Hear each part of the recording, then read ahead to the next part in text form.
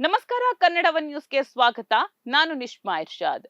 ವೀಕ್ಷಕರೇ, ಭಾರತೀಯ ರಾಜಕೀಯ ಇತಿಹಾಸದಲ್ಲಿ ಹಿಂದೆಂದೂ ಕಾಣದ, ಯಾರೂ ಊಹಿಸದೇ ಇದ್ದಂತಹ ಬೃಹತ್ ರಾಜಕೀಯ ಭೂಕಂಪವೊಂದು ಸಂಭವಿಸಿದೆ ಅಂತಾನೆ ಹೇಳ್ಬೋದು. ರಾಷ್ಟ್ರ ರಾಜಧಾನಿ ದೆಹಲಿಯ ಜಂತರ್ ಮಂತರ್ನಲ್ಲಿ ದೇಶದ ಯುವ ಜನತೆ ಈ ದೇಶದ ಜೆನ್ಸ್ ನಡೆಸಿದ ಸುದೀರ್ಘ ಹಾಗೂ ಐತಿಹಾಸಿಕ ಹೋರಾಟದ ನಂತರ ನಡೆದ ಮೊದಲ ಸಾರ್ವತ್ರಿಕ ಸಮರದಲ್ಲಿ ಅಚ್ಚರಿಯ ಫಲಿತಾಂಶ ಹೊರಬಿದ್ದಿದೆ. ಇದು ಕೇವಲ ಒಂದು ಉಪಚುನಾವಣೆಯ ಫಲಿತಾಂಶ ಅಲ್ಲ, ಬದಲಿಗೆ ಇಡೀ ದೇಶದ ರಾಜಕೀಯ ಭವಿಷ್ಯವನ್ನ ಬದಲಾಯಿಸಬಲ್ಲಂತಹ ದಂಗೆಯ ಮುನ್ಸೂಚನೆ. ಇವತ್ತು ದೇಶದ 3 ರಾಜ್ಯಗಳ 3 ಪ್ರಮುಖ ವಿಧಾನಸಭಾ ಕ್ಷೇತ್ರಗಳಿಗೆ ನಡೆದಂತಹ ಉಪಚುನಾವಣೆಯ ಫಲಿತಾಂಶ ಪ್ರಕಟ ಆಗಿದೆ. ಈ 3ರಲ್ಲಿ 2 ಕ್ಷೇತ್ರಗಳಲ್ಲಿ ದೇಶವನ್ನೇ ಆಳ್ತಾ ಇರುವ ಆಡಳಿತಾರೂಢ ಬಿಜೆಪಿಗೆ ಹೀನಾಯ ಸೋಲಾಗಿದೆ. ಪ್ರಧಾನಿ ನರೇಂದ್ರ ಮೋದಿ, ಗೃಹ ಸಚಿವ ಅಮಿತ್ ಶಾ ಹಾಗೂ ಇಡೀ ಸಂಘ ಪರಿವಾರಕ್ಕೆ ಇದು ಶಮನ ಮಾಡೋದಕ್ಕೆ ಆಗದಂತಹ ಒಂದು ಶಾಕ್ ನೀಡಿದೆ ಅಂತಾನೆ ಹೇಳ್ಬೋದು. ಅದು ಎಂತಹ ಜಾಗದಲ್ಲಿ ಗೊತ್ತಾ? 40 ವರ್ಷಗಳಿಂದ ಬಿಜೆಪಿಯ ಕಡುವೈರಿಗೂ ತುಸು ಜಾಗ ಕೊಡದ ಉಕ್ಕಿನ ಕೋಟೆಯಂತಹ ಒಂದು ಕ್ಷೇತ್ರದಲ್ಲಿ. ನಾವು ಮಾತನಾಡ್ತಾ ಇರೋದು ಬಿಹಾರದ ಹೈ ವೋಲ್ಟೇಜ್ ಬಂಕಿಪುರ ವಿಧಾನಸಭಾ ಕ್ಷೇತ್ರದ ಬಗ್ಗೆ.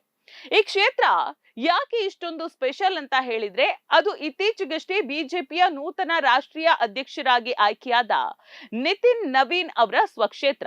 ಅವರು ಶಾಸಕ ಸ್ಥಾನಕ್ಕೆ ರಾಜೀನಾಮೆ ನೀಡಿ ರಾಜ್ಯಸಭೆಗೆ ಹೋದ ಕಾರಣಕ್ಕಾಗಿ ಈ ಸೀಟು ಖಾಲಿಯಾಗಿತ್ತು. ಸ್ವತಃ ಪ್ರಧಾನಿ ನರೇಂದ್ರ ಮೋದಿ ಅವರೇ ನಿತಿನ್ ನವೀನ್ ಅವರನ್ನ ನನ್ನ ಬಾಸ್ ಅಂತ ಹೇಳಿ ಕರೆದಿದ್ರು. ಅಂತಹ ರಾಷ್ಟ್ರೀಯ ಅಧ್ಯಕ್ಷನ ಸಾಮ್ರಾಜ್ಯದಲ್ಲಿ ಇವತ್ತು ಕಮಲ ತಾವರೆ ಧೂಳಿ ಪಟವಾಗ್ಬಿಟ್ಟಿದೆ. ಈ ಕ್ಷೇತ್ರದಲ್ಲಿ ಜನಸ್ವರಾಜ್ ಪಕ್ಷದ ಅಧಿನಾಯಕ ಮಾಸ್ಟರ್ ಸ್ಟ್ರಾಟಜಿಸ್ಟ್ ಪ್ರಶಾಂತ್ ಕಿಶೋರ್ ಬಿಜೆಪಿಯನ್ನ ಬರೋಬ್ಬರಿ 19,000ಕ್ಕೂ ಹೆಚ್ಚು ಮತಗಳ ಬೃಹತ್ ಅಂತರದಿಂದ ಮಣ್ಣು ಮುಕ್ಕಿಸ್ಬಿಟ್ಟಿದ್ದಾರೆ.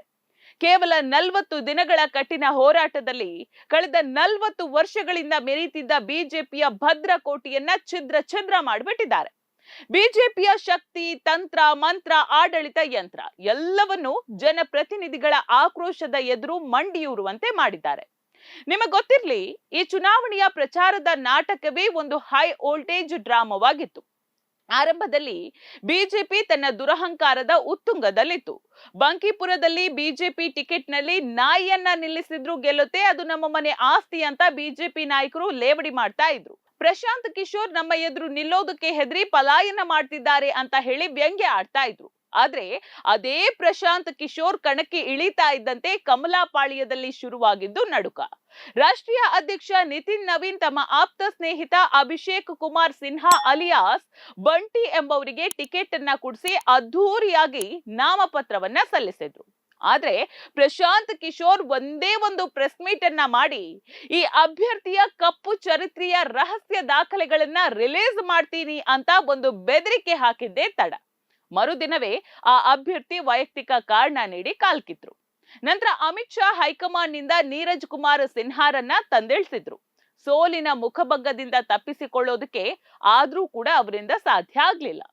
ಈ ಐತಿಹಾಸಿಕ ಗೆಲುವಿನ ಹಿಂದೆ ದೆಹಲಿಯ ಜಂತರ್ ಮಂತರ್ ಹಾಗೂ ಬಿಹಾರದ ಬೀದಿಗಳಲ್ಲಿ ನಡೆದಂತಹ ಜೆನ್ಸಿ ಯುವ ಜನರ ಹೋರಾಟದ ರಕ್ತ ಕಣ್ಣೀರಿದೆ. ಶಿಕ್ಷಣ ಸಚಿವ ಧರ್ಮೇಂದ್ರ ಪ್ರಧಾನ್ ರಾಜೀನಾಮೆಗೆ ಆಗ್ರಹಿಸಿ ವಿದ್ಯಾರ್ಥಿಗಳು ಪ್ರತಿಭಟನೆ ನಡೆಸಿದಾಗ ಮೋದಿ ಹಾಗೂ ಅವರ ಸರ್ಕಾರ ಅವರ ಮೇಲೆ ನಡೆಸಿದಂತಹ ದೌರ್ಜನ್ಯ, ಬಿಹಾರದ ಪಾಟ್ನಾದಲ್ಲಿ ಪೊಲೀಸರು ಹಾರಿಸಿದಂತಹ AK-47 ಗುಂಡುಗಳಿರಬಹುದು, ಜಲಫಿರಂಗಿ, ಲಾಠಿ ಚಾರ್ಜ್ಗಳನ್ನ ಇನ್ನೂ ಕೂಡ ಯುವ ಜನತೆ ಮರ್ತಿಲ್ಲ. ನಾವು ಹೆದರೋದಿಲ್ಲ, ಚುನಾವಣೆಗಳಲ್ಲೇ ನಿಮಗೆ ಉತ್ತರವನ್ನ ಕೊಡ್ತೀವಿ ಅಂದಿದ್ದಂತಹ ಜೆನ್ಸಿ ಇವತ್ತು ಬಿಜೆಪಿಗೆ ಸರಿಯಾದ ಪೆಟ್ಟನ್ನೇ ಕೊಟ್ಟಿದೆ ನೋಡಿ. ಬಂಕಿಪುರ ಕ್ಷೇತ್ರದಲ್ಲಿ 40% 18 ರಿಂದ 35 ವರ್ಷದೊಳಗಿನ ಯುವ ಮತದಾರರೇ ಇಲ್ಲಿ ನಿರ್ಣಾಯಕ ಪಾತ್ರವನ್ನ ವಹಿಸಿದ್ರು. ಕೇವಲ 34.3%ಕ್ಕೂ ಕಡಿಮೆ ಮತದಾನ ಆಗಿದ್ರೂ ಸಹ ಮತಗಟ್ಟೆಗೆ ಬಂದಂತಹ ಯುವಕರು ಬಿಜೆಪಿ ವಿರುದ್ಧ ಸಾಲಾಗಿ ನಿಂತು ಓಟನ್ನ ಮಾಡಿದ್ದಾರೆ.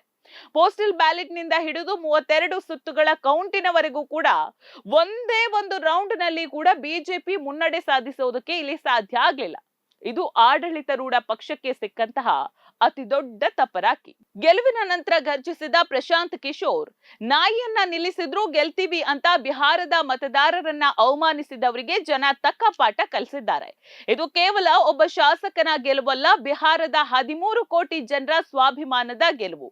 ಗುಜರಾತ್ಗೆ ತೋರಿಸುವಂತಹ ಕಾಳಜಿಯನ್ನ ಬಿಹಾರದ ಯುವಕರ ಉದ್ಯೋಗ ಮತ್ತು ವಲಸೆ ತಡೆಯಲು ತೋರಿಸಿ ಅಂತ ಮೋದಿ ಹಾಗೂ ಅಮಿತ್ ಶಾಗೆ ನೀಡಿದ ಸ್ಪಷ್ಟ ಸಂದೇಶ ಇದಾಗಿದೆ ಅಂತ ಬಿಜೆಪಿ ನಾಯಕರ ಅಹಂಕಾರದ ಮುಖವಾಡವನ್ನ ಬಿಚ್ಚಿಟ್ಟಿದ್ದಾರೆ. ಇತ್ತ ಫಲಿತಾಂಶ ಹೊರಬೀಳ್ತಾ ಇದ್ದಂತೆ ಬಿಹಾರದ ಮುಖ್ಯಮಂತ್ರಿ ಸಾಮ್ರಾಟ್ ಚೌಧರಿ ಹಾಗೂ ಬಿಜೆಪಿ ನಾಯಕರ ಮುಖ ಕಪ್ಪಾಗ್ಬಿಟ್ಟಿದೆ.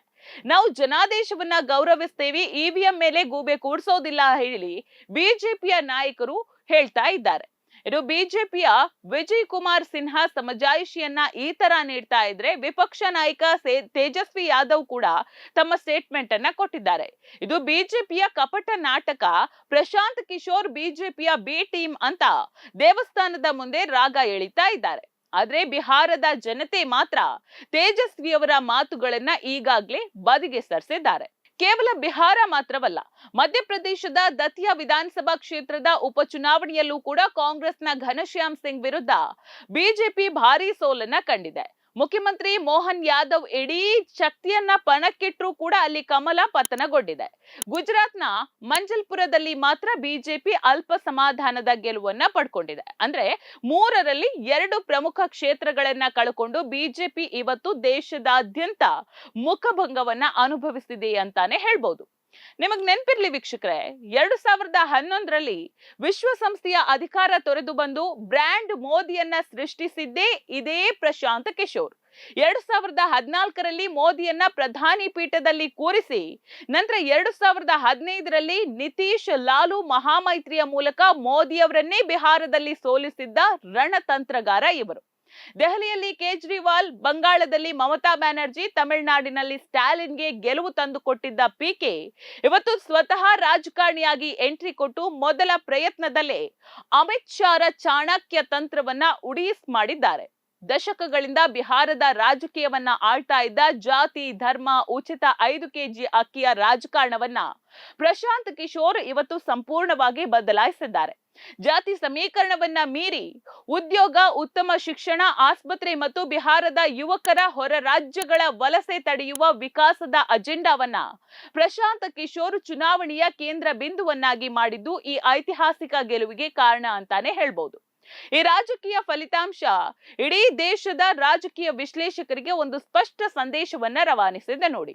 ಅಂದ್ರೆ ಮಾಧ್ಯಮಗಳನ್ನ ಗುಲಾಮರನ್ನಾಗಿ ಮಾಡಿಕೊಂಡು ಕೋಟಿ ಕೋಟಿ ಹಣ ಚೆಲ್ಲಿ ಎಲೆಕ್ಷನ್ ಕಮಿಷನ್ ಅನ್ನ ಬಳಸಿ ಸುಳ್ಳು ಗ್ಯಾರಂಟಿಗಳನ್ನ ನೀಡಿ ಚುನಾವಣೆ ಗೆಲ್ಲಬಹುದು ಅಂದುಕೊಂಡಿದ್ದ ಬಿಜೆಪಿಯ ಗಿಮಿಕ್ ಗಳಿಗೆ ದೇಶದ ಯುವ ಜನತೆ ಜನ್ಸ್ ಬ್ರೇಕ್ ಹಾಕಿದೆ. ಜಂತರ್ ಮಂತರ್ನ ಹೋರಾಟದ ಕಿಡಿ ಇವತ್ತು ಬಿಹಾರದಲ್ಲಿ ಜ್ವಾಲಿಯಾಗಿ ರೂಪುಗೊಂಡಿದೆ. 40 ವರ್ಷಗಳ ಕಾಲ ಸತತವಾಗಿ ಗೆದ್ದು ಬೀಗಿದ್ದ ಪ್ರಧಾನಿ ಮೋದಿಯವರ ಬಾಸ್ ನಿತಿನ್ ನವೀನ್ ಕ್ಷೇತ್ರವೇ ಕೇವಲ 40 ದಿನಗಳಲ್ಲಿ ಧೂಳೀಪಟವಾಗಿದೆ. ಅಂದ್ರೆ ಮುಂಬರುವ ದಿನಗಳಲ್ಲಿ ಉತ್ತರ ಪ್ರದೇಶ, ಉತ್ತರಾಖಂಡ್ ಹಾಗೂ ಪಂಜಾಬ್ ಚುನಾವಣೆಯಲ್ಲಿ ಬಿಜೆಪಿಯ ಕತೆ ಏನಾಗಬಹುದು? ಹಾಗಾದ್ರೆ ಜೆನ್ಸ್ ಯುವಕರ ಈ ಮಹಾದಂಗೆ ದೇಶದ ರಾಜಕೀಯ ಚಿತ್ರಣವನ್ನೇ ಬದಲಾಯಿಸಲಿದೆಯಾ ಅನ್ನೋದನ್ನ ಕಾದು ನೋಡ್ಬೇಕಿದೆ. ನೋಡ್ತಾ ಇರಿ ಸಮ ಸಮಾಜಕ್ಕಾಗಿ ಕನ್ನಡವ ನ್ಯೂಸ್. ನಮಸ್ಕಾರ.